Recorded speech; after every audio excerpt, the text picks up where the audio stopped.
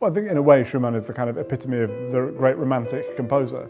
His music is so passionate and heart on sleeve, but also able to be so incredibly intimate. It's got everything. He attempted suicide in 1854, in his early 40s, and that's the sort of thing that people partly think of with Schumann.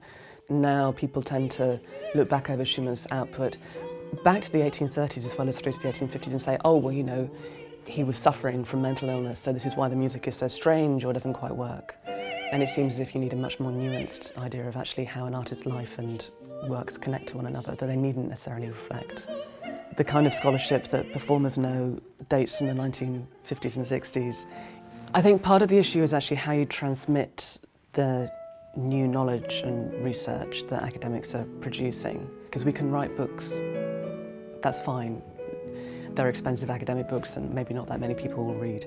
Actually trying to get those out in terms of doing the kind of work with performers and around concerts, because I think hearing music live and hearing performances of music is a really good way of getting people to engage.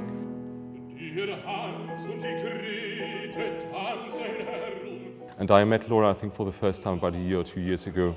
And now there have been various projects in the last 1 or 2 years where we've met, where I've either sung a recital or have been involved in a conference. All of us have a slightly narrow view of what we do. You can't always look at everything from every angle. So I mean, it does happen very often that I learn something through conversation with academics, musicologists, that I didn't know before, and then I do look at the text again, and then certain things that maybe weren't very clear before suddenly make sense.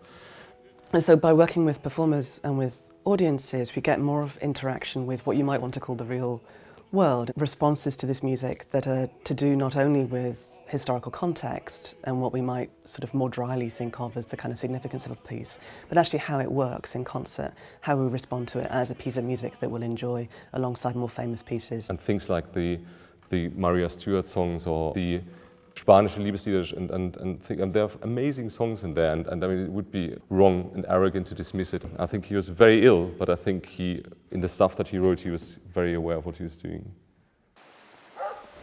The Oxford Lieder Festival is devoted to songs and chamber music. It happens in and around Oxford. We now pick a theme every year. Of course, the year just gone was the songs of Robert Schumann, and we delve into that theme as far as we possibly can with related study events, with masterclasses, concerts given by up-and-coming artists. We had, with Laura Tunbridge, this fantastic study day on late Schumann style, and there we were particularly making sure that our audience felt that they could really approach the whole composer, because everybody knows of the great songs of 1840 that they love, and the song cycles like Dichterliebe, and they think, well, that for me is Schumann. And then there's this slightly less exciting repertoire that comes at the end, you know, when he was going a bit mad and losing the plot a little bit and the music wasn't that great. That's been the kind of popular myth about Schumann, and we aimed to unravel that a little bit with Laura's help. When we bring study events to the festival,